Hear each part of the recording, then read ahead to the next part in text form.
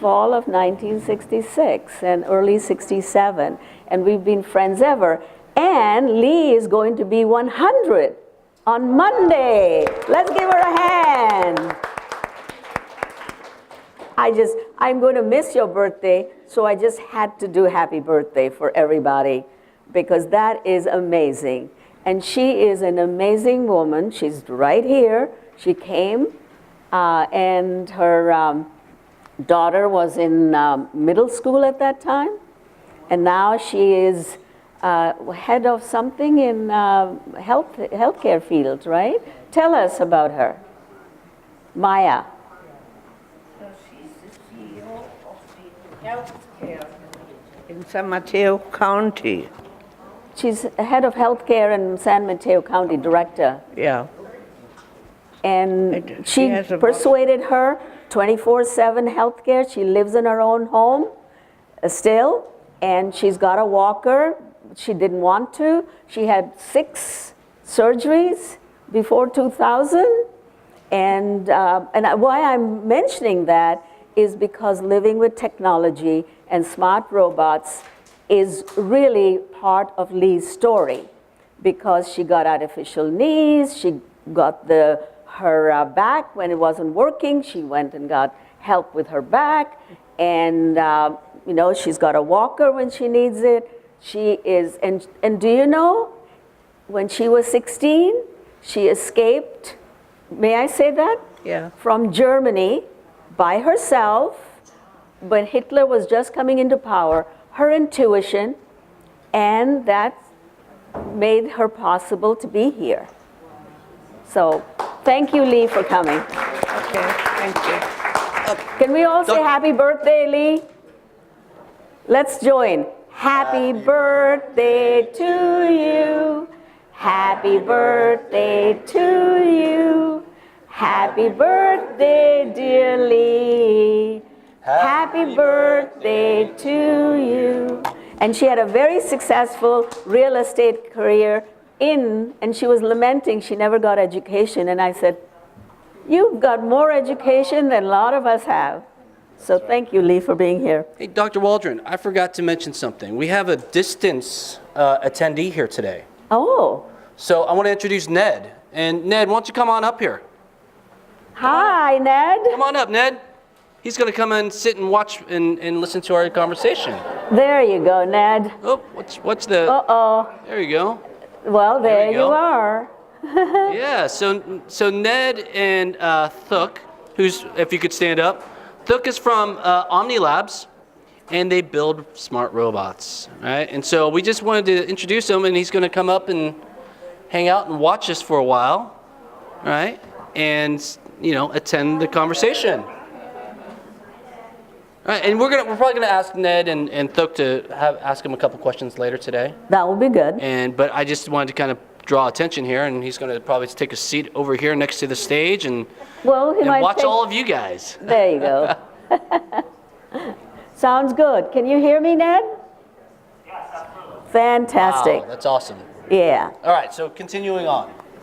That reminds me, for our 40th wedding anniversary, and that was some time ago because we were about to celebrate 50th, we had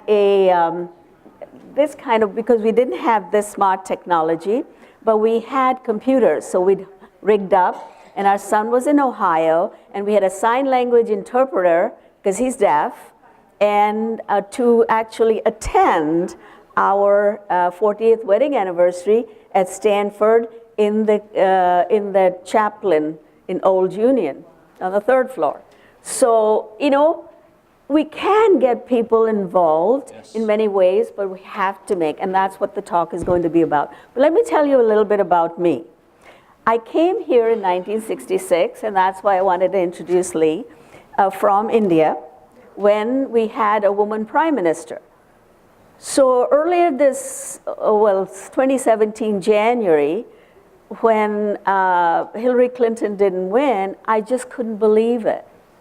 That 50 years later, we are still struggling, because when I came here in '66 as a graduate student in electrical engineering, there were no women. And I had 3 other women in my class in undergraduate in India. So I'm kind of thinking, I was coming to the most advanced country. What happened? So we're advanced in some ways and not so advanced in other. And that's something that I have worked towards all my life, is to try to get women, minority, disabled, all involved. And my technology research has always been in bioengineering. When I was doing my PhD in electrical engineering, I was always interested in people. So I brought today this report that was published by Stanford Information Systems Lab in 1971, when I finished my PhD. And the interesting thing, what I want to show you, this is an electrical engineering PhD. My first graph here is Richard. Hi, Richard. Good morning. Yeah. Sorry, folks. First graph here is about age and aging. And you'd say, what has that got to do with electrical engineering?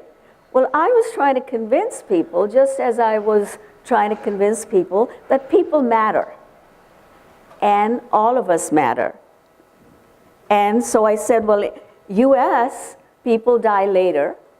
In India, they were dying really early in 60s, the statistics, and after the medical things now, they are rising up as well.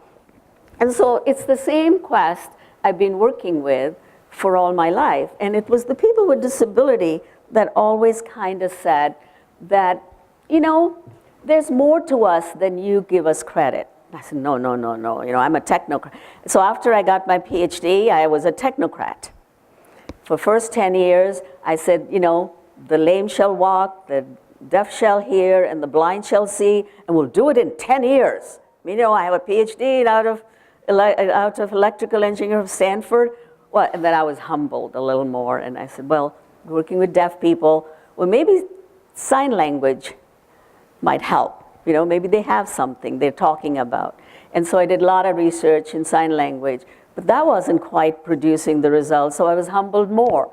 So maybe AI and cognitive science and, you know, the technology is going to make a difference. Then I was humbled more, and then I thought, maybe people know something that we could hear. So that's here, that maybe all of you can help Eric and everybody else that is interested for us to live well and live healthy better. 200, 120. I mean, a woman in France has lived to 127, Lee. So you've still got a way to go. And so little promotion from Stanford Prevention Research Center, which is where I'm a consulting professor.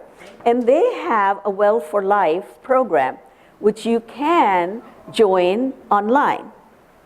And you can be part of it and get information and be part of it. So if you don't know about it, get online and just Google Well for Life and just join and learn about what is happening. There's Center for Longevity. So we were talking about longevity. So I've been working with that at Stanford for the last 20 years because, as I said, my technocratic ways weren't really working with people. So I had to really go and get the other half of me to come on board. So the last 20 years or so, I've spent the biomedical engineering bringing into integrative medicine. So I worked with people at Stanford and at Ohio State, where I was retired as a biomedical engineering professor, getting them onto that people matter. And so we all matter. No matter how long we live, we should be living best of our ability. So that's what I wanted to talk about, smart robots, because we teach a course to our freshmen, getting them to really think about what would their world be like in 2040. Maybe we'll be there, maybe we won't be there, but they certainly will be there. And what will they, hopefully, if we don't nuke them out of this world, what would their world be like for them to imagine? And of course, robots are part of their life. I mean, you know, the millennials, that's your grandchildren, great-grandchildren, would be there essentially working. So Shall I go ahead and take that, do the exercise, or do you want to Go ahead. introduce yourself and do that? So I'm Richard Adler. I'm the late Richard Adler, but I'm here. Can you hear me, by the way? Am I on? No? No. Because this thing is green, but Maybe it needs, is that better? Yes. Okay, so maybe it's not close enough. put it So- on your collar. So I'm Richard, okay, good idea. Just a second. Let's see. It's all right. Okay, there. Can you hear now? Yeah. Good. Okay, so I'm Richard Adler. I've been working with Avenidas for a decade and helped to design the Generations Lab, which is the program that I think is sponsoring this event today. And I've known Manjula for years, and Ellen, introduce us. we've collaborated on a number of projects, including a really cool workshop at Stanford on aiming higher after 50. That was what, about a year ago? A year ago. That was a very interesting event. But we were going to do a little exercise. Do you want to just go ahead and let's do that as a way of getting ourselves started? And by the way, what we want to do is I'm going to talk to Manjula for a little while, but then we want to open up the conversation to everybody. And so if questions occur or comments or something you're feeling strongly about, put your hand up and join us. I don't want this just to be one way. So we want to. Were you we here? actually had wanted to have this in a circle, but it's a little too hard with this many people. And we also want to talk about a robot, which I think I see lurking over in the corner. Yeah, I didn't know if you were here Yeah. for Ned. We were introduced. Good. Okay. Now, I'm a professor, so I'm going to stand up. I just, I'm so used to talking, standing up. So is that okay if I stand up? So to do the exercise, and then I'll go sit down again. Sitting is harder, actually. Standing is easier. But I wanted to tell you, this is what happened last January when we didn't get a woman president. So I just totally came to a standstill. Where to now? Okay? So this is my technology at the moment, and I'm just convincing all these graduate students and then something, what are the real needs for people who are older, who can't get around? This, I told the president of the universities that, this is my accessibility indicator. If I can't access, then I'll let you know this problem with accessibility. So how many of you remember when we got the ADA passed? I remember that. Do you remember when ADA was passed? 1990. And we had ADA is, Americans Disability Act, which was signed into law. And we had worked so hard for accessibility, but somehow we have this resistance to technology, to something that's going to help, because we don't see investment in future. So when we started to try to get captioning, closed captioning, there was so much resistance. Oh, it's going to cost so much. We can't afford it. The people who don't want to help people, oh, it's going to, spending is going to be so much and things. Somebody had the astuteness to do some computation, and they said, all it's going to cost is $5 per television. And now, as you know, part of your communication goes to help people who can't hear well to be able to communicate with each other. And now we will have ways in which you can better communicate with your friends, even if you can't drive. Or we have driverless cars, which are, how many of you will think of driverless cars as robots? That's exactly what they are, and that's what we teach our students, that robots can take any form. What form? How many of you have cars that have these fancy, where you can back easier and front easier, have screens and things on them? Or if you don't have, your children have. And what is functioning them? Robots. How many of you have dishwashers? And you've always had it. What do you think a dishwasher is? a robot. It does what you want it to do. You have to put a few things, but more automated, you know, it can draw things, it can do all kinds of ways. How many of you have smart refrigerators?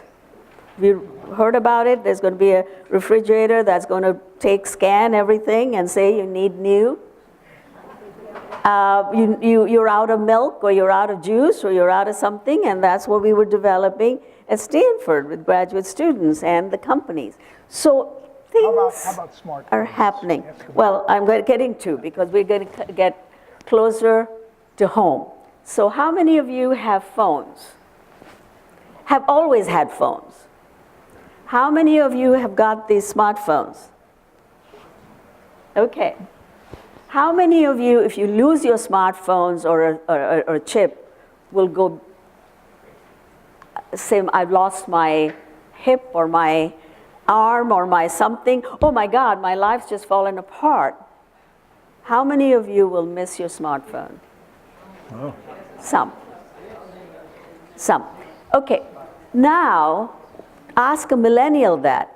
They can't even imagine, and I mean, you know, they just look like their heart's been taken out, or you know, I mean, they're missing their core, the vital, and that's what happens. Core shatters, because they are so.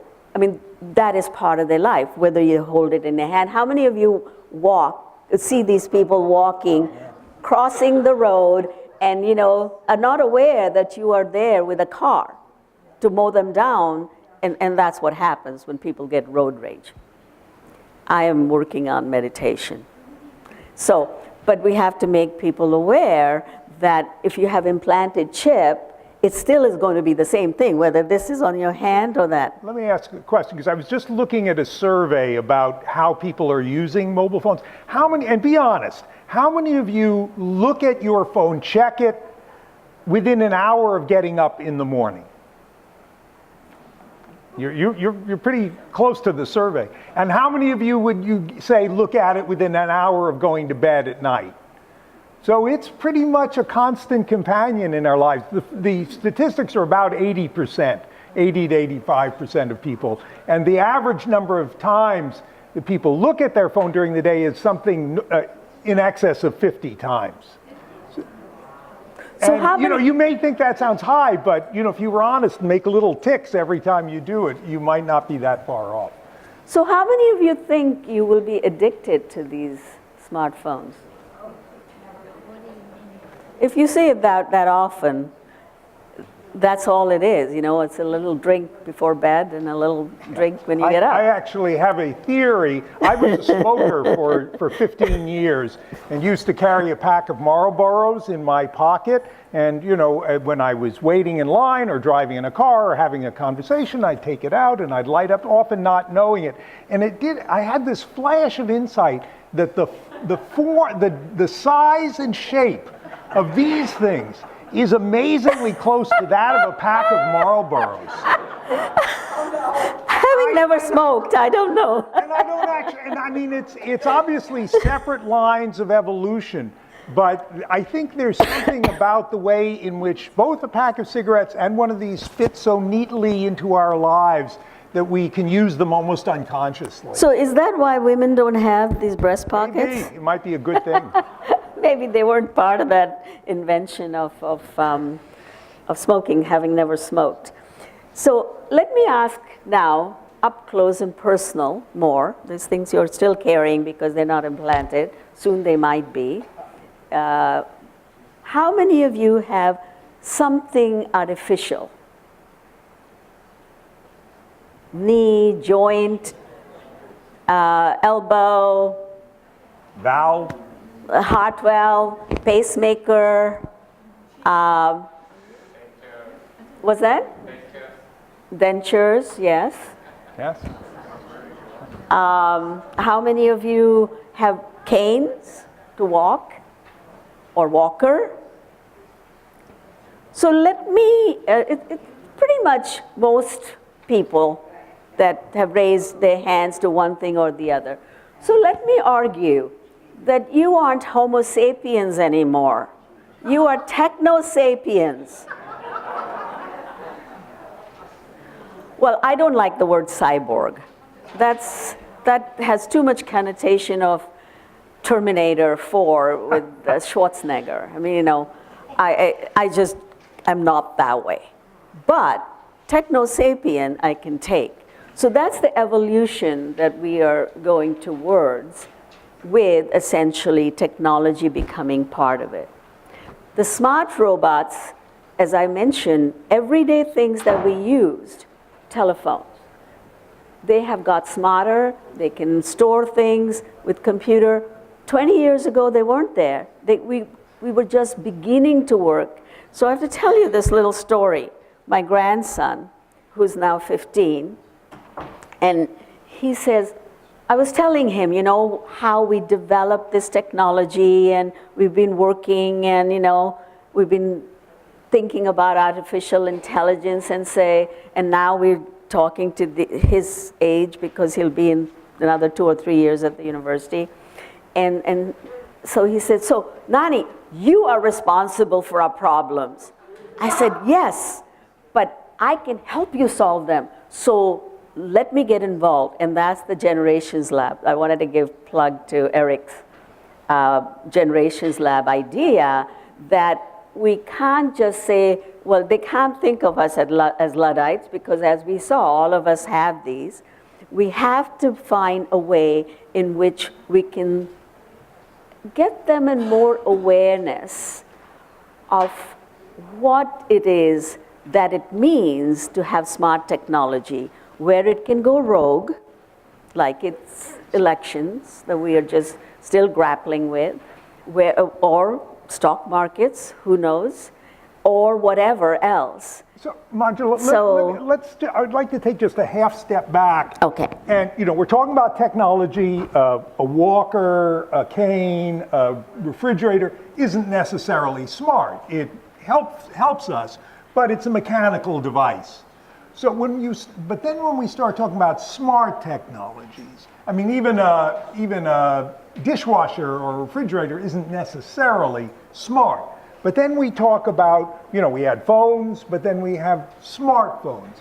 What are we really talking about? What does it really mean to describe a technology as smart? I mean, it's a nice sounding word, but what do we really mean by that? So the smart is only as smart as we believe it to be, right? So what makes us smart? Have something. What do you think makes a person smart? You look at it, oh, that's a smart person. And then you say, that's a dumb person. But has ever a smart person acted dumb? And has ever a dumb person acted smart? Yes. So that's mostly in the mind, right? So let's take the dishwasher, or let's take the lawnmower. At one time, it was like this. You know, you had to push it and do. And now, what they have is a lawnmower. Will just go around and mow your lawn. You don't have to do anything. Just make sure it got fuel, or it's got juice, whatever, whether it's electric or thing. So it can figure out where the ends are, where the things are. So it's not. So you're talking about technology that can act autonomously? Then in other words, we're not having to push it.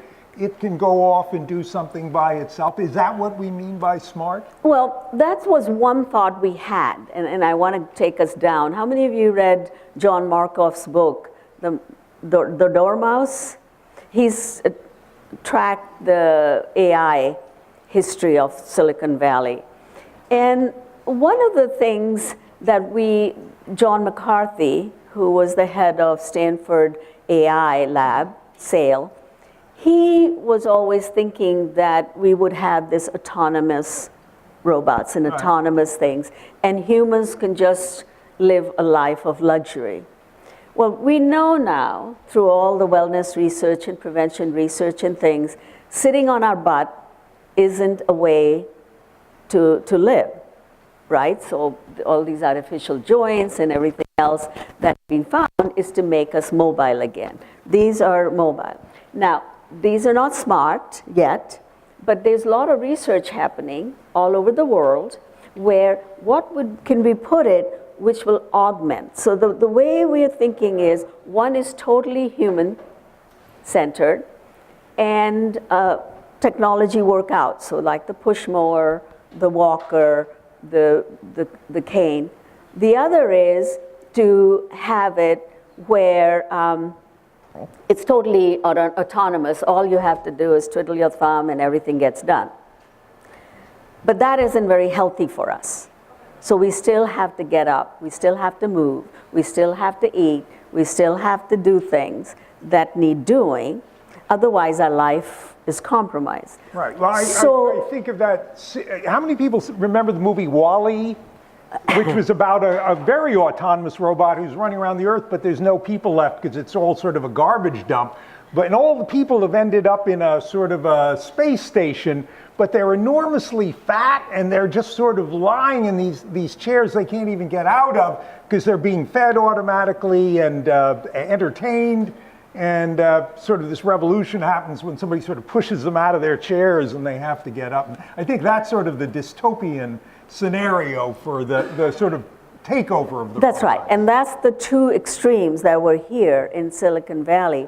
One was that really human, and the other was machines. Yeah. You know, you mentioned John Markoff, and we had a tech talk with. How many people were at the tech talk with John Markoff? It was at the theater here, and he was talking about the origins of Silicon Valley. But his new book, which I actually would like to get him back to talk about, it's called Machines of Loving Grace. And there's this poem that line comes from about how we'll all be watched over by machines of loving grace, which I think has a little ironic edge to it. Yeah, and that book we use in our course with freshmen. And John comes and talks to them as well. At this point, I'd like to introduce a robot that's actually in our midst here. And it's a great example, I think, of exactly what you're talking about. It is a robot, but it's one that really is designed to enhance communication, not to replace it. You want to just give us a little introduction to what this thing is here? Yeah, of course. Hello, everyone. My name is Luke, and I'm the co-founder and CEO of OmniLab. And at OmniLab, we're making robots that hopefully will help improve the quality of life, everyday life for everyone. And so this is our first product, and this Ned, by the way, is my colleague. And so this is a robot, in the sense that it's a communication device which allows your family or caregivers or nurses or doctors remotely dial in and control this device, and they can drive around in the home to have communication interactions with you. Or, it's moving. In a way that really enhance the experience, just like they're visiting you in person. And so Ned is driving this robot from Boston. He's in Boston right now. He can hear you, see you. It's cold. And I totally agree with you, Richard, in the sense that our goal is not to replace human interaction.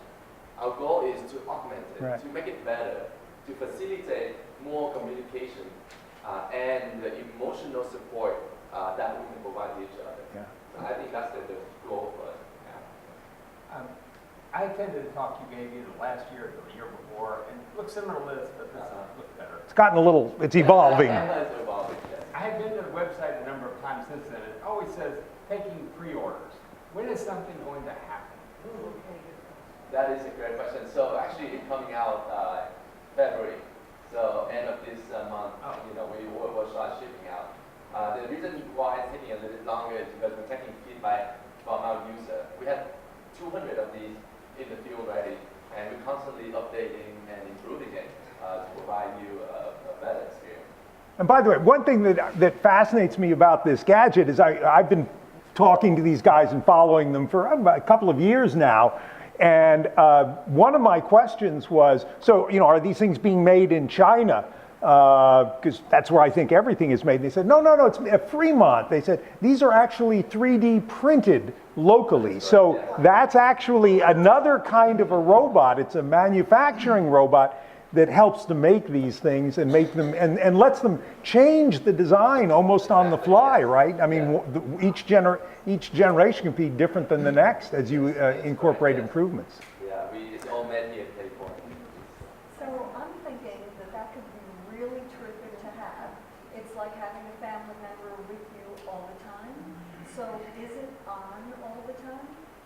That is great. That is another good question. So it is on all the time, and the family can just almost jump in, right? Like I have a key to visit your home. It goes to sleep. It does. Yeah, it has and then full you time. can wake it up. It actually it's bad, obviously, because it runs around by itself. It's battery operated, but it's smart enough. This is a good example of its intelligence. When its battery runs down, it will take itself back to its own charging station and then go charge itself. Very cool. Yes. Say that that one is for me, and I want my daughter and my daughter. Uh-huh. Yeah, so that's something that we're working on. So you can install some other app on top of it to allow people to choice.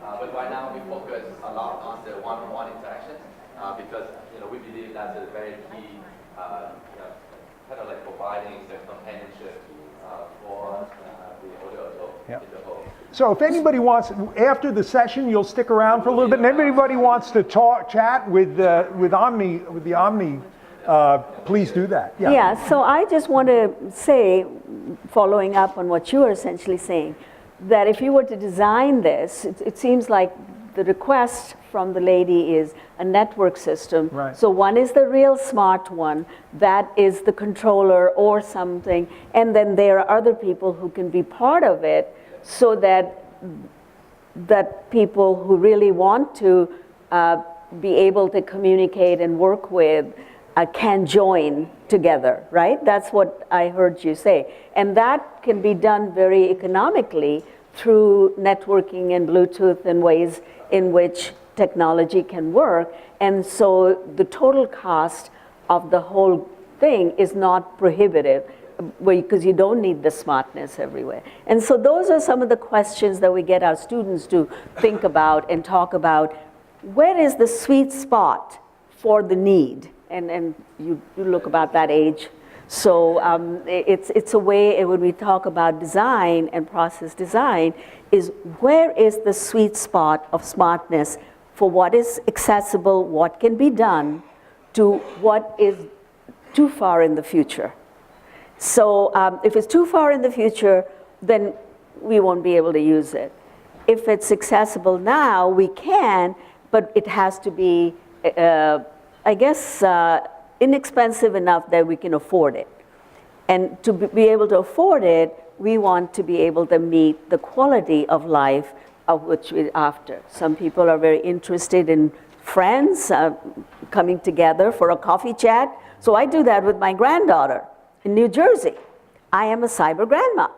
And so what we say is, okay, we're going to have chocolate-coated strawberries. So she makes chocolate-coated strawberries, I make them, and then we get together on cyber media and eat together, right?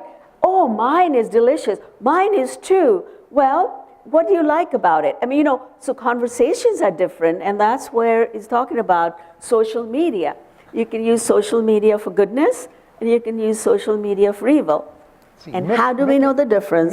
Nick, you got a question?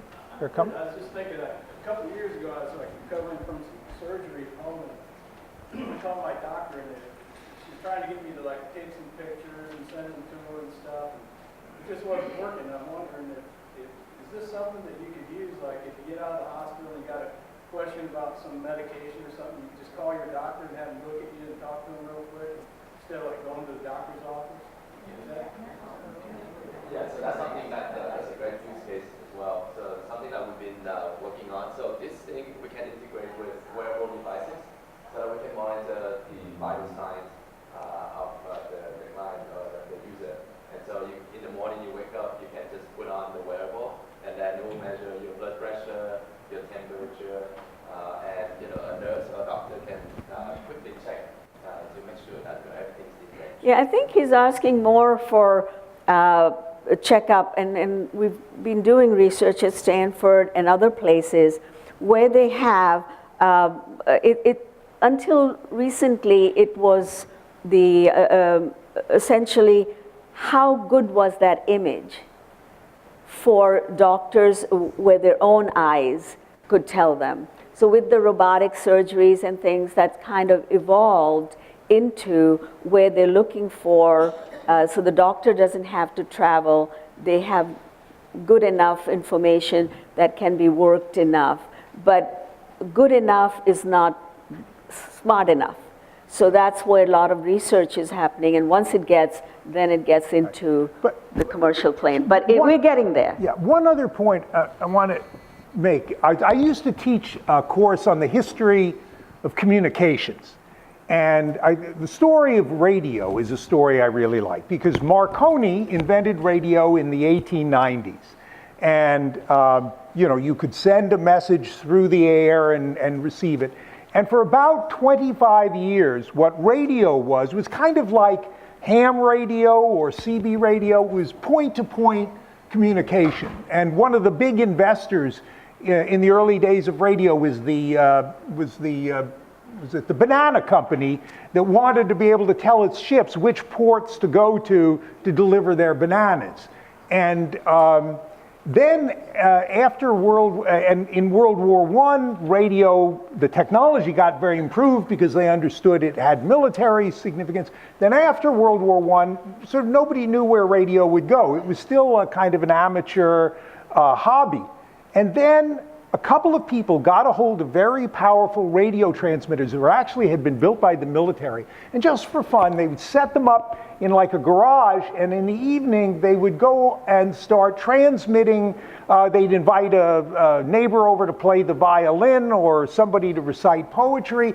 And because these signals were very powerful, people in the community started building little sets just to receive them.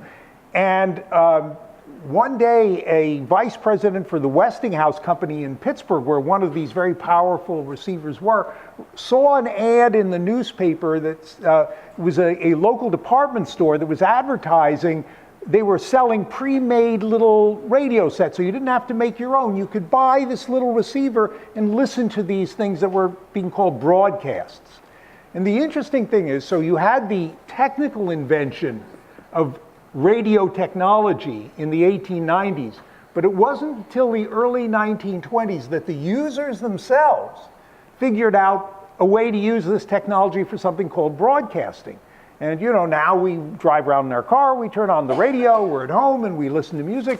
And you know, it wasn't the scientists who invented the technology who really had an understanding of how it would fit into our lives. What will often happen is we'll put the technology out into the world, and then the people who use it really are the ones who figure out, like these cases, oh, I want my doctor to talk to it, or I want a group of people who talk to it. So the users are really a critical part of how technology so I want evolves. to kind of segue into it, because what we have now is at most universities translatability. In other words, something that was in research can go quickly out into the open. So that's why more and more interaction. So one moment I'll get. So I just want to say is that MRI, how many of you have had MRI or something That's done? good. And that started out pretty dumb, and now it's more smart and smart and smart, where all you do is lie down, a lot of information comes in, and it's analyzed and taken care, so you get the returns much quickly. Now, the history of MRI, and we worked a lot on it, was 1935. Somebody found that this can be done. But it took a long time of research to be able to, where did it go? To be able to get that into, wasn't until 90s that it was used in clinical settings. So because you have to make sure that you're not misdiagnosing, you're not doing things that will harm in some ways.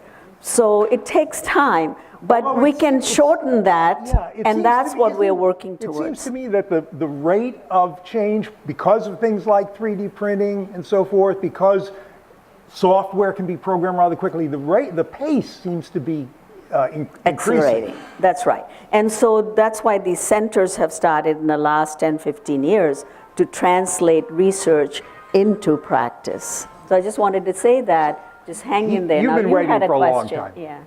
Yeah, my question is in fact a segue from her question. Is it always on, right? And that's where I keep hearing sometimes the sensitivity about the privacy, especially with the elder population is what I have heard. I do not know, but this is a good audience to validate it or invalidate it. So sensitivity from a privacy.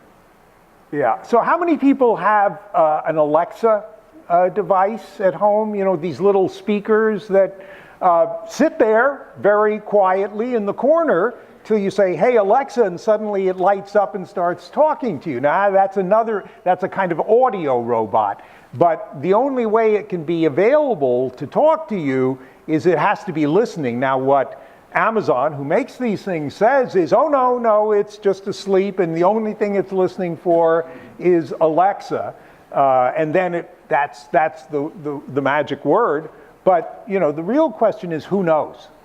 And there's a lot of trust in this world of technology, and you know, I was just reading today. You know, the Winter Olympics are about to start in Korea, and there's also going to be a sort of a cyber terrorism Olympics going on. There's already been hundreds of attempts to hack into the various systems. They say, you know, it's a digital electronics. All of the scorekeeping and all of the logistics are all online, and already all over the world there are bad actors who are trying to hack in and disrupt it because it's a very bright spotlight. So, you know, this question of trust is a very complicated and important one.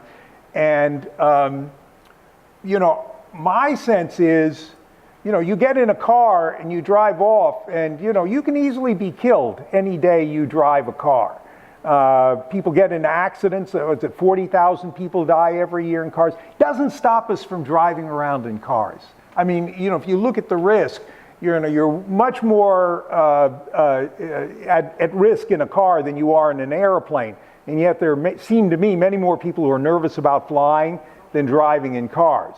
So this question of trust is a complicated and important Well, one. trust and ethics are linked together in many ways, and we have to have shared values and shared ways in which we work. And interestingly enough, by the way, the European Union is about to impose a very sweeping and rather strict set of rules on cyberspace to protect individual privacy and identity. In this country, we've been a little more hands-off, and it'll be very interesting to see what happens in Europe compared to what happens here.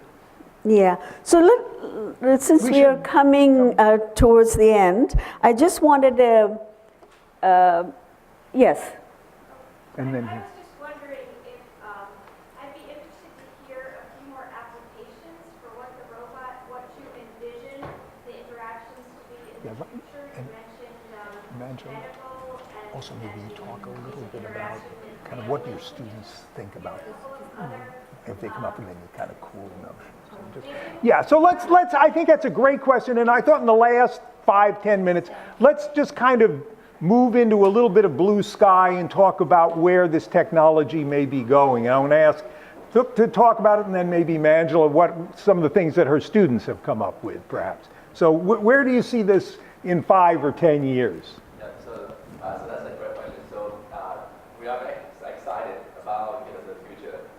So one thing that we have been working on is an arm for the robot, so that it can interact with objects in the home. Like simple things like turning on and off the light, turning off the stove, or turning off running water. So these are the things that our users ask us a lot. Things that are concerned about the home. But going forward, I think there are a lot more things that this device can be done with extra components. For example, entertainment.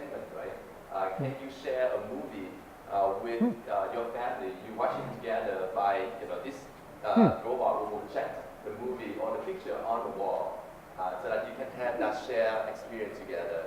Or you can play chess, you can play catch, with your grandchildren. These are the things that we're really interested in bringing to the real world. And so, yes.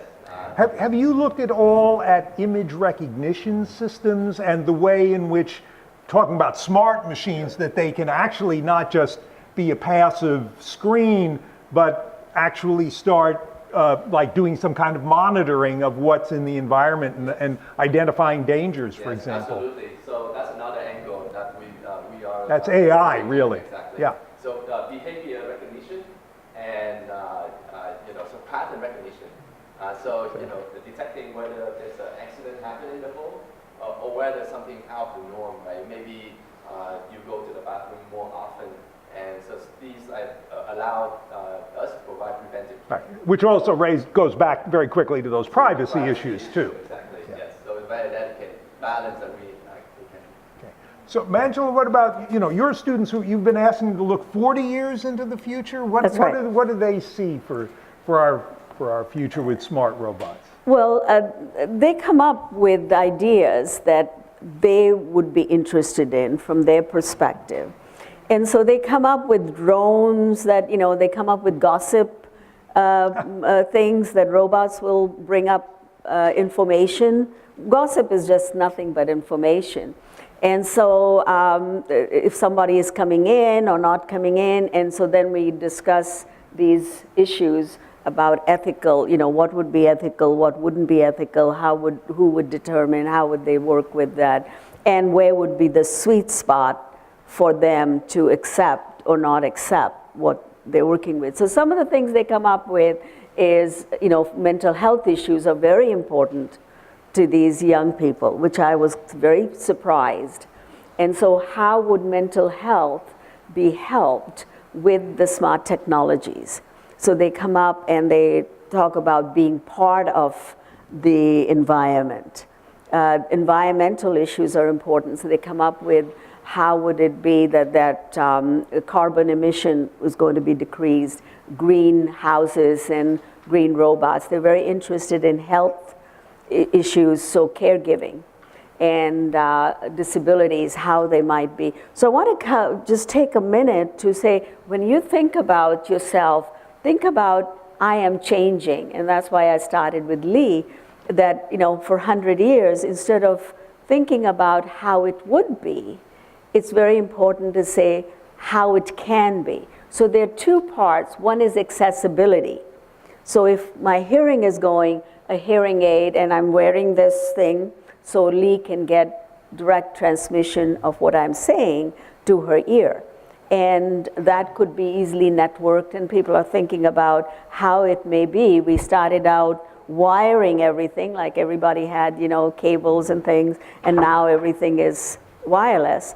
So they come up with ways in which the future, in 25, 30 years, what would be possible in these. The other is processability, which means even if I can access it, if I can't process it, it's not going to help. So for dementia and other things where I'm not able to put it together in some form, so they're coming up with algorithms and thinking about how might an alternative device process and help to wherever interface with them, rather than saying, okay, well, they are not able to be part of the society. So there are ways in which one can become, as we had said, techno-sapiens. We get them to call themselves as Zixbots. So they and their smart robot are one entity.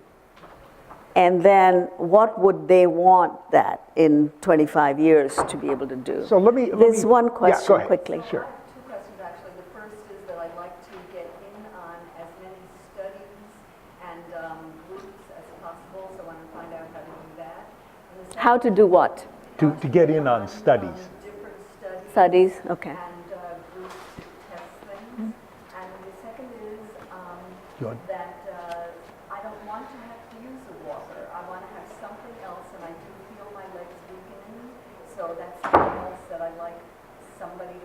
on. I get on the ground, I want help getting up. Imagine. Yeah, having to So 2 things. Yeah. So she wants to know how to get involved in some of the testing and exploration of products and services and goods, right? That will best serve us as we age. You'll see a sign up here that says Explorers Lab or Explorers Group. Join that, right? Contact me. Absolutely. Yeah. And then the second one was she doesn't want to use a walker. She wants some other type of mobility device. And we're actually working with somebody called Seismic that is it's like an exoskeleton that's kind of motorized that helps you get up and get down. So we're actually talking to them and trying to get them to use some of our folks here. Yeah, and that's all I was going to say is that there's a lot of work on exoskeleton happening, and we've got our students who are working in these companies, and what they do is like he's coming, making a presentation, and then if they've got studies going, they would. And if you get on, again, Well for Life, sometimes it happens. So what is quickly accessible versus what is still research? So exoskeleton is still in the research phases. It's not commercially as well, but this translatability is allowing it where you can be part of it. And there's a company locally in San Francisco. So we need to wrap up, but I that want to does it. end with one question for you. So you talked about when you started, you were very optimistic and, you know, had great beliefs that you were going to let technology Change the world. change the world and solve problems, but you got a little humbled by your experience. So here we Flat. are. So here we are now, you know, in 2018. And as you look ahead, would you say now you are more optimistic or still pessimistic? Or where are you in terms of your view of how beneficial technology will be for us in the coming years? I'm an optimistic person. So I believe if we can integrate humans in part of technology, and that's what these ZixBots are, getting the students to think that instead of being afraid, and I like everybody think, instead of being fearful of smart technologies, we need to get our voice heard. What is it that can potentially harm? And what is it? So that's where the social media, where we could put and say, these are our thoughts based on our experience. That, you know, if we can, so that people, young people who are working on these things are aware of some things that may cause fear or alarm or problems. So you want something to help you. Now, technology will allow you to become like that WALL-E, where you know it can do everything for you. You don't have to do anything. So and that makes me think about is that we're working with an AlterG company. I just ran into it because I had problem walking. So by looking at the analysis in the scientific way, I said I have 3 problems that happened last January. My core got shattered. So I need to build up that again. So I have to do exercise, I have to do things. Then the second was coordination and balance. That is part of the thing. So I can use this AlterG machine that alters my weight so I can do more, just focus on coordination. And that came with the joint research, it was in the 70s, between NASA and Stanford. But that one only, the person who worked on it, his son made it commercial. So it's been only a few years that it's available, so that can make it where you can get the coordination, you can get the balance, and you can get your confidence back up. Exoskeleton is another way, but rather than, you know, it could be that it does everything, and your muscles don't get stronger. So that interface between muscles getting stronger and you getting help is an important part of this ZixBot, the robot. So that's the ethical issues. That's the, you know, where is the sweet spot where you want the muscles to get stronger, but maybe they can't be, or maybe they can be, but it requires a whole different rewiring. So my takeaway from this discussion is that technology can do almost anything we can imagine, but it's really up to us to get involved and make sure it does the things that really we want it to. So let's thank Manjula for coming and sharing this with us. And if you want to come and visit the robot, it'll stick around for a while. Eric, any You announcements? wanted to do something.